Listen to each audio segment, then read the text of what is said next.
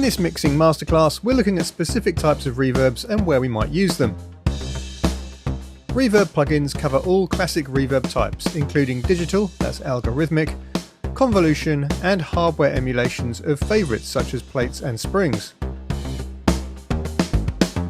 Algorithmic reverbs have lots of adjustable parameters, with potentially quite extreme settings, and by incorporating different algorithms, they provide a massive sonic palette.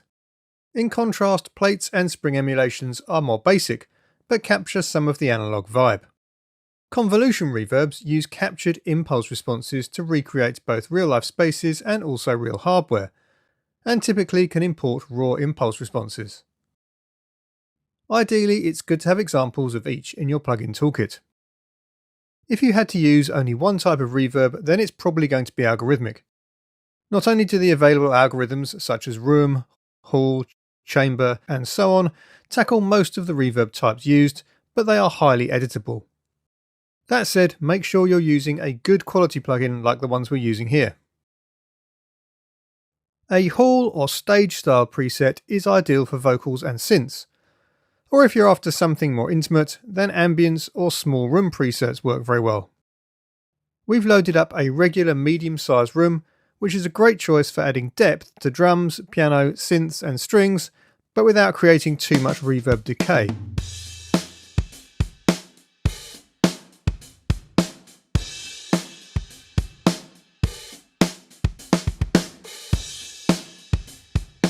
Nonlinear or gated reverb has a dense, short decay that sounds untypical for a reverb. It creates quite an obvious effect that adds presence to backbeats and kicks without getting in the way. Here our suitably named preset, 80s Nonlinear, uses a high density chamber algorithm with minimum decay of about 250 milliseconds and a reduced size about 40% to add tight depth to the snare sound.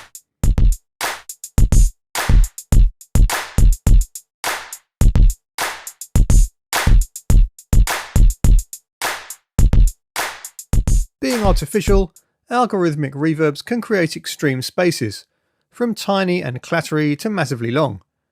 So if you're trying to create a big washout reverb or verby spot effect, this is your tool. We've coupled a hard kick with a very long reverb. We're using JMG Audio's Hyperspace to create a perfect drop transition effect.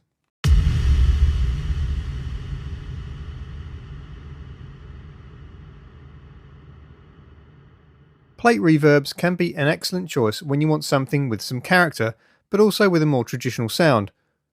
And although you'll find plate options in algorithmic reverbs, hardware plate emulations are often simpler and deliver the nuance and character of the original device. We've set our reverb time to its maximum, which is about 5.5 seconds, creating a lovely rich space for our female vocal. Where can I find you? Even so, it's still a bit too dense for the mix, so we've used the onboard EQ to cut the lows and boost the highs for a more lush shimmering effect. Where can I find you? A plate can also be excellent at short settings. We've switched to plate B on our emulation, which is slightly darker sounding, and set it to its shortest setting, which is about 500 milliseconds. Adding this to just the snare sound in a regular drum kit works very well.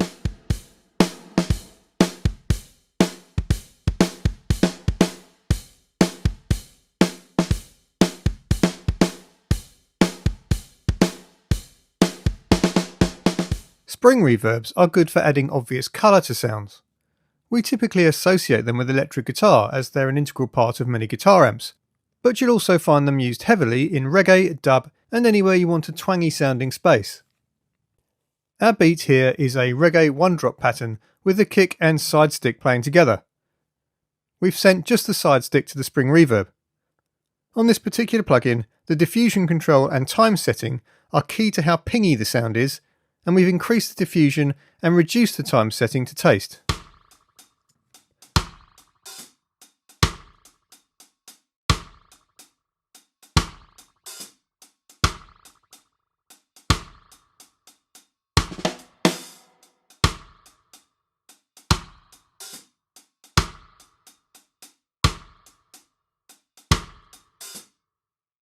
Finally, convolution reverbs are great for recreating not only real spaces, but also hardware. Here we've loaded up a classic Lexicon 480L sourced preset, medium and stage, for our synth sound.